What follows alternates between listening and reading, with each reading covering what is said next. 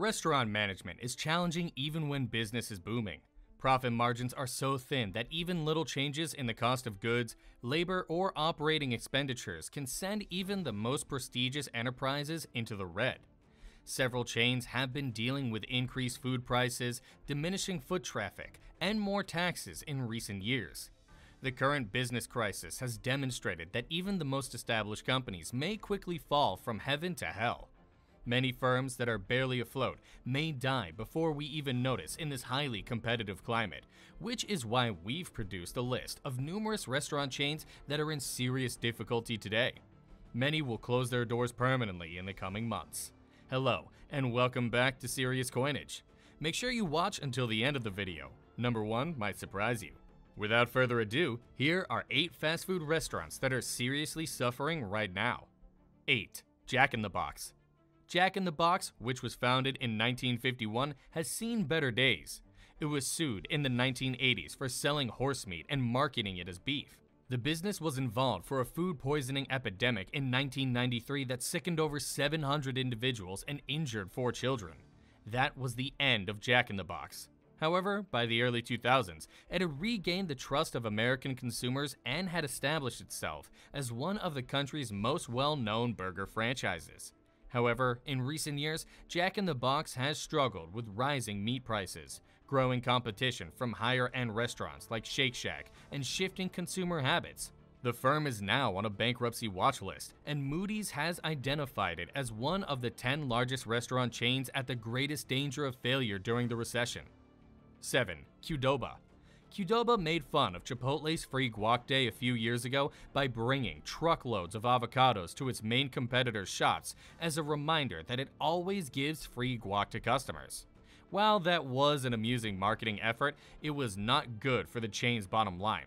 With the price of avocados skyrocketing in recent years, Qdoba has actually been losing money by offering the dish as a free item to customers. At a time when other competing chains are expanding and capturing a larger piece of the market, demand for Mexican restaurants is cooling. Indeed, sales volumes have either dropped or flatlined in numerous areas during the last 4 seasons, prompting management to be concerned about profitability.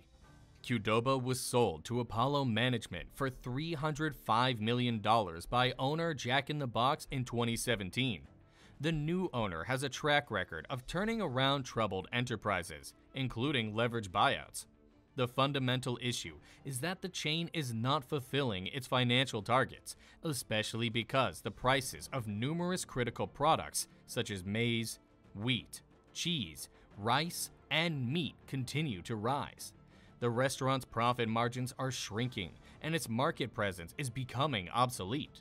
As a result, credit rating company Moody's Analytics predicts that if the chain goes bankrupt in the next months, its doors would likely close for good after 28 years in the market. 6. Sizzler. Sizzler, a combined buffet restaurant and steakhouse, has acquired a large client base over the years owing to the wide range of meals available. It became a favorite for many American families because 2 distinctive delicacies like garlic cheese toast, big platters of fried shrimp, and an extensive salad bar with a sundae station, soup selections, and a taco bar. However, its mid-century dining area is losing favor with millennials and Generation Z. Sizzler filed for bankruptcy and shuttered 17 locations due to rising difficulties since the epidemic. There are currently only 80 restaurants left, and weak financial figures suggest that additional closures are possible. Have a subject or company you'd like to see us cover? Leave it down in the comments section below. If chosen, we'll pin ya. 5. Red Lobster. Fast casual fish alternatives are hard to come by, and they may become much more difficult to locate as Red Lobster struggles to regain financial stability. Lower supplies and consistent demand, as well as growing labor and operating expenses, are wreaking havoc on the all-you-can-eat popcorn shrimp company. It expected a loss of $10.4 million last year, but ended up losing $15.3 million in a single quarter. Thai Union Group, which purchased the chain in 2020, is attempting to update the restaurant's menu in order to stay up with customer trends, but over 100 Red Lobster sites are at risk of closure because they are allegedly no longer sustainable for Red Lobster, according to the company's officials. 4. Krispy Kreme. Donuts are available at hundreds of chains, bakeries, convenience shops, and grocery stores around the country. But Krispy Kreme has established itself as the go-to donut shop for millions of Americans. The end-of-shop closures in 2022 reduced dozens of unprofitable sites and helped the corporation to save money during a period of negative financial results. Even while this helped in the near term, CEO Michael J. Tattersfield recently indicated that layoffs are on the horizon as the company wants to save on labor expenses by boosting automation in its locations to decrease debt, implying that Krispy Kreme's financial woes are far from over. 3. Sonic Drive-In. The business model of fast food restaurants is under threat due to a shift in consumer spending and worsening economic conditions. Because it is a drive-in, rising gas prices have a direct impact on the restaurant. Visits to Sonic tend to decrease as gas prices rise. Furthermore, it competes with huge brands such as McDonald's, Burger King, and Wendy's, so it's easy to see why the company is failing. Close to the company's growth since 2020 is tied to stock buyouts and sales of company-owned outlets to franchisees, but there's nothing else increasing Sonic's bottom line right now. It recorded decreased revenue for the 7th consecutive quarter in the second quarter of this year. By the looks of it, Sonic will likely be in big peril in the coming months. 2. Buffalo Wild Wings. There are several reasons why Buffalo Wild Wings is failing right now. Despite the fact that the company appears to have all of the ingredients of a successful restaurant, such as fun foods, sports, and cozy spots to hang out with friends, profitability has been a problem for years. This has prompted shareholders to put pressure on the corporation to sell failing stores to franchisees. But when a chicken wing scarcity and increased pricing hit the market, some of the chain's troubles became uncontrollable. Increased menu pricing drove sales even lower at a time when competitors such as McDonald's and KFC continue to sell wings at lower rates. Recent consumer concerns regarding the company's product quality have only exacerbated its problems. The restaurant is in the midst of a slump, and if the problem is not resolved quickly, Buffalo Wild Wings will certainly face financial difficulties in the coming months. If you've made it this far, make sure to like and subscribe to stay up to date on the world of economics. Now, back to the video. 1. Papa John's Pizza.